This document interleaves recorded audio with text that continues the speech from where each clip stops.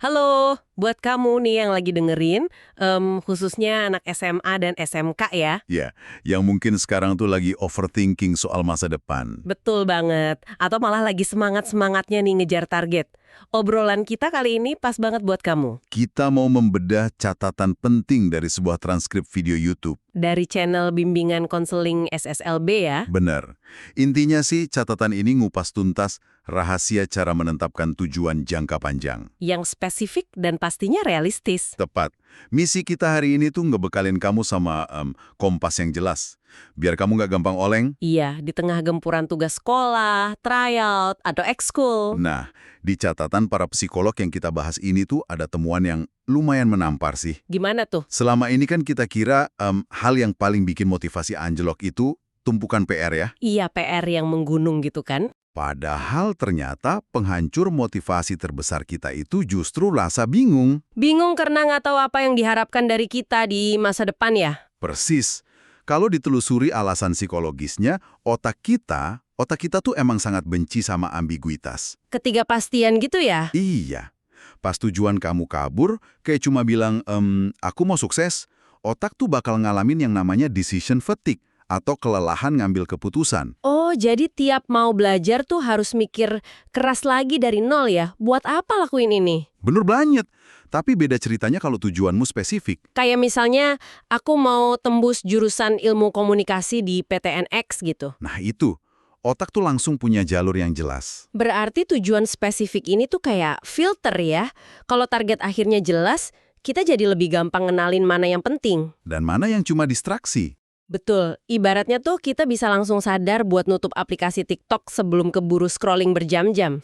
Karena tahu itu nggak bakal bawa kita lebih dekat ke kampus impian kan? Prakteknya kan tetap butuh sistem ya, bukan cuma niat di kepala doang. Betul. Makanya sumber materi ini merekomendasikan banget pakai jurnal. Buat ngelacak progres ya. Iya, disarankan buat bikin semacam janji sama diri sendiri tiap minggu. Buat duduk sejenak dan mengevaluasi apa aja yang udah dikerjain. Dan waktunya tuh nggak harus formal duduk di meja belajar kan. Bisa aja pas lagi diangkot waktu pulang sekolah hari Jumat. Atau minggu pagi yang lagi santai. Kuncinya sih di rutinitas. Tapi jujur aja nih, kita kadang jago banget bohongin diri sendiri. Nulis jurnal ujung-ujungnya cuma wacana kalau lagi males. Nah, itu alasannya sumber kita sangat tekanin pentingnya ngelibatin orang terdekat. Ceritain tujuan ini ke keluarga atau teman sebangku ya? Iya, atau kakak kamu. Ini tuh buat nyiptain akuntabilitas. Kasarnya biar ada yang nagih gitu. Ngabarin kalau kita mulai melenceng dari rencana ya. Tepat banget. Tapi kadang ekspektasi nggak selalu sesuai realita kan? Udah bikin jadwal, ada aja hari kita ngerasa burnout. Pasti ada. Di catatan ini ditekankan banget buat nggak menghukum diri sendiri. Jangan nyalahin diri gitu ya? Iya. Ngelola ekspektasi ke diri sendiri itu esensial.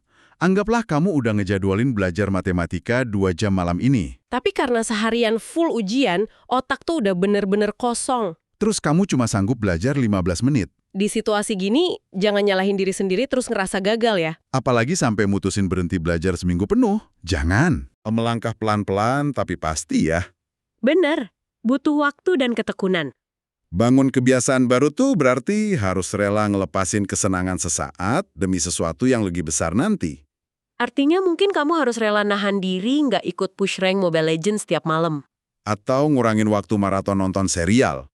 Pengorbanannya emang kerasa berat sekarang, tapi bayangin perasaan luar biasa pas kamu lihat progresmu nanti. Rasanya pasti sepadan banget. Karena pada akhirnya, pesannya tuh sederhana tapi kuat. Kalau tidak ada yang berubah, maka tidak akan ada yang berubah. Bener banget. Ngomong-ngomong soal berubah nih, ada satu pertanyaan penutup buat kamu renungin. Mengingat menetapkan tujuan itu berarti harus berani ngeliminasi distraksi ya. Coba tanyain jujur ke diri sendiri.